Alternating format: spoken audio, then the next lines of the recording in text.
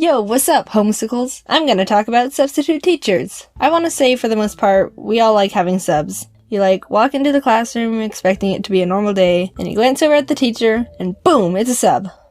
Yes, don't have to try today. Most subs are pretty cool. They don't really care too much either, and everyone just ends up having a nice easy break day. They have this attitude okay, so I'm just gonna pop in a movie or something, do whatever you want. I'm just here to make sure you don't all go Miley Cyrus wild and poke some kid's eye out with a ruler. But sometimes they don't care too much, and it gets kind of weird. Once I had a math sub where we were just doing a worksheet or something, and this girl behind me was eating carrots, but all of a sudden she started choking on one of her carrots and was gasping and gagging and stuff, and everyone turned around and was mortified.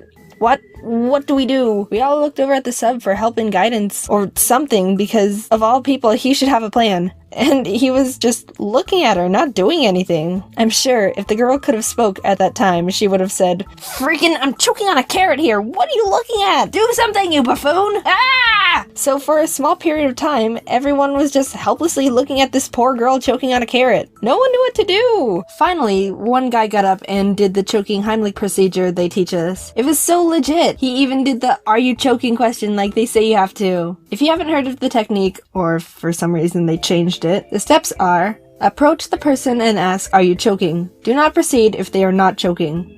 It actually says that.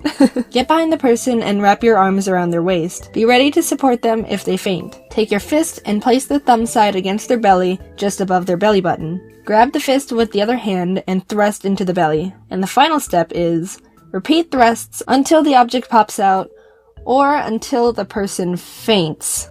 So the girl didn't faint. He actually got the carrot out of her throat, and everyone was relieved. And after all that hullabaloo, we all kind of looked over to see what the sub had to say about the situation, and nothing. He just watched the situation with a blank slate look on his face. What the heck? What are you? I've never seen less of a reaction from such a big situation from anyone in my entire life. He should make a reaction channel, come to think of it. He'd blend in with most of the people on YouTube doing it already. Anyway, enough with Mr. Blank Slate. I remember when I was in high school, we had kind of a main group of substitutes that were common to have when a teacher called in sick or something. And there was this one old man guy that everyone knew and absolutely hated. And before you say something like, "Oh, Jaiden, that's kind of rude to say," in our defense, he hated us too. Whenever a person walked in and saw him sitting behind the teacher's desk, the immediate thought would be, "Oh, crap, it's gonna be a rough day today." No one had to say it,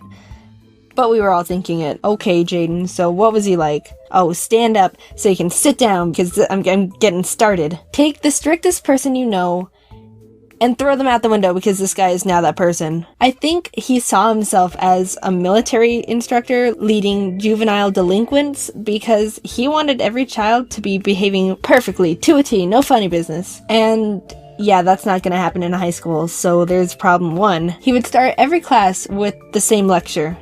"Alright, sit down and zip up, because we're taking attendance. If I hear any talking, you're being written up. I don't tolerate jokesters in my classroom.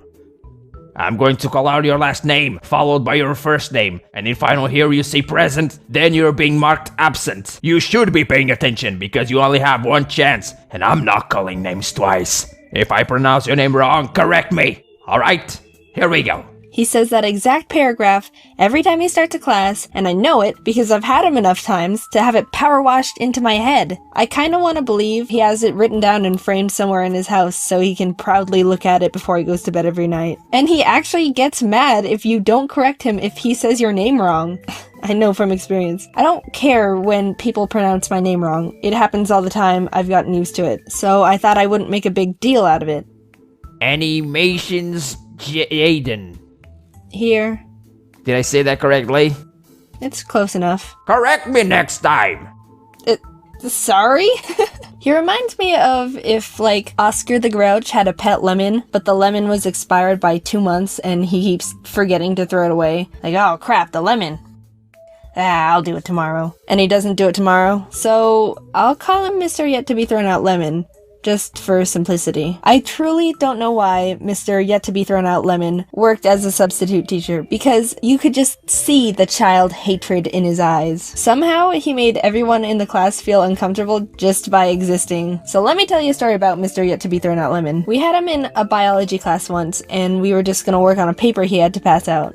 Alright, we're gonna be doing a worksheet today. If I hear any talking, you're being written up. This is an individual worksheet, so there's absolutely no reason to talk to anyone at all during this hour. Everyone come up to the front of the room right now and grab a paper. Mrs. Grapes does it so each person at a table has a number, and she calls out a random number, and that person just gets up and gets the paper for the rest of the table, so it's easier to— I will not have slaves in my classroom! What did he just say? This man just compared picking up papers for other classmates to slavery. Slavery! Good God, So we did it his way. The 34 of us all got up at the same time and shuffled to the front of the room, awkwardly squishing together to grab a paper from the one pile he made for us.